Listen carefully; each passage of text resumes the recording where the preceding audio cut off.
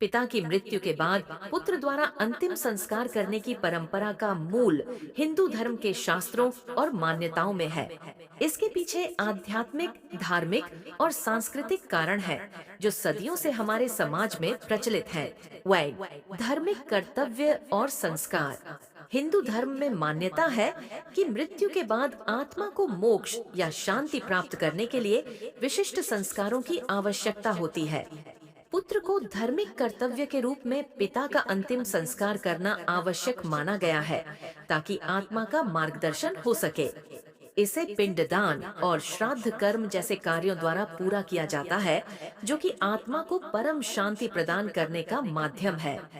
2. पितृऋण का निर्वाह। शास्त्रों के अनुसार हर पुत्र पर पितृऋण होता है। इसका तात्पर्य यह है कि जन्म से लेकर जीवन तक पिता का योगदान अद्वितीय होता है और उसे चुकाने का एकमात्र तरीका अंतिम संस्कार करके उनकी आत्मा की शांति के लिए प्रयास करना है। इसे पितृऋण को चुकाना भी कहा जाता है। 3. वंश परंपरा और कुल धर्म। हिंदू समाज में वंश परंपरा का बहुत महत्व है और पुत्र को पिता का प्रतिनिधि माना जाता है। पिता के बाद पुत्र ही परिवार की परंपरा और कुल धर्म का पालन करता है। इसीलिए अंतिम संस्कार करना पुत्र का महत्वपूर्ण दायित्व माना जाता है। 4. आत्मा को शांति और मुक्ति देना। हिंदू धर्म में मृत्यु के बाद आत्मा को शांति और मुक्ति की स्थिति तक पहुंचाने के लिए अंतिम संस्कार के कर्मकांड किए जाते हैं। पुत्र द्वारा किए गए अंतिम संस्कार से आत्मा को मुक्ति प्राप्त होती है और वह स्वर्ग या मोक्ष की ओर अग्रसर होती है। ऐसा माना जाता है कि पुत्र के किए गए संस्कार से आत्मा को शांति मिलती है और पुनर्जन्म के चक्र से मुक्ति मिल सकती है। 5. परिवार की सामाजिक मान्यता। समाज में यह धारणा भी प्रचलित है कि पिता का अंतिम संस्कार पुत्र ही करेगा, जिससे समाज को यह संदेश मिलता है कि पुत्र अपने पिता के प्रति कृतज्ञ है और अपने कर्तव्यों को निभा रहा है। यह परंपरा समाज में परिवार के प्रति आदर और कर्तव्य का भाव उत्पन्न करती है। 6. धार्मिक दृष्टिकोण। शास्त्रों में यह भी कहा गया है कि पुत्र द्वारा किए गए कर्मकांड से पितरों का आशीर्वाद प्राप्त होता है। पिता के निधन के बाद उनकी आत्मा को शांति देने के लिए पुत्र द्वारा किए गए पिंडदान, तर्पण और श्राद्ध कर्मों का महत्व है, जो पितृदोष को समाप्त करने और परिवार में सुख समृद्धि बनाए रखने के लिए आवश्यक माने जाते हैं। निष्कर्ष। हिंदू धर्म में पिता का अंतिम संस्कार पुत्र द्वारा करना एक धार्मिक कर्तव्य, आध्यात्मिक उत्तरदायित्व और पितृऋण का निर्वाह है। यह प्रक्रिया न केवल पिता की आत्मा को शांति और मोक्ष प्रदान करती है, बल्कि पुत्र को परिवार की परंपरा और कर्तव्य के प्रति जागरूक भी बनाती है। मृत व्यक्ति की अस्थियों को गंगा में प्रवाहित करने की परंपरा भारतीय संस्कृति में प्राचीन काल से चली आ रही है। इसके पीछे धार्मिक, आध्यात्मिक और सांस्कृतिक कारण है। गंगा को एक पवित्र और मोक्षदायिनी नदी माना गया है। आइए इसके विभिन्न पहलुओं को विस्तार से समझते हैं। 1. गंगा का पवित्र महत्व। हिंदू धर्म में गंगा को माता का दर्जा दिया गया है और इसे पवित्रता और मोक्ष का प्रतीक माना गया है।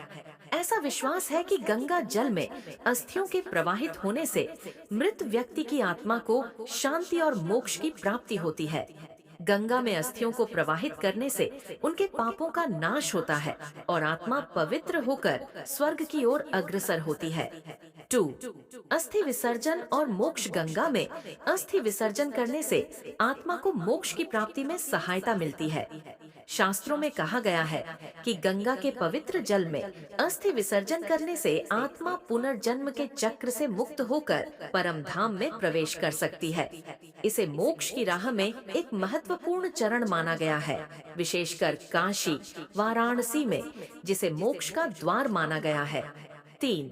पुण्य प्राप्ति का माध्यम। गंगा में अस्थि विसर्जन से मृतक के परिवार को भी पुण्य प्राप्त होता है। माना जाता है कि इस धार्मिक कर्म को करने से पितृऋण का निर्वाह होता है और इससे पूरे परिवार की उन्नति होती है। गंगा में अस्थि विसर्जन करना एक धार्मिक कार्य है, जो पितरों को प्रसन्न करने का माध्यम बनता है। 4. धार्मिक और शास्त्रीय मान्यताएं। शास्त्रों और पुराणों में गंगा का विशेष महत्व बताया गया है। कहा गया है कि गंगा में स्नान, तर्पण और अस्थि विसर्जन से पितरों की आत्मा को शांति मिलती है। गरुड़ पुराण और विष्णु पुराण में गंगा को मोक्ष प्रदान करने वाली नदी बताया गया है। इसके अनुसार गंगा में अस्थि विसर्जन करने से आत्मा को पवित्रता और पापों से मुक्ति मिलती है। पंच तत्वों में विलीन होने की प्रक्रिया हिंदू मान्यताओं में शरीर को पंच तत्वों मिट्टी, जल, अग्नि, वायु और आकाश से बना माना गया है। मृत्यु के बाद शरीर को अग्नि में समर्पित किया जाता है और अस्थियों को जल में प्रवाहित करके इसे पुनः पंच तत्वों में विलीन करने का प्रयास किया जाता है।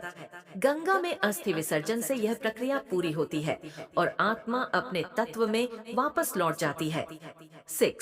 श्रद्धा और सांस्कृतिक परंपरा।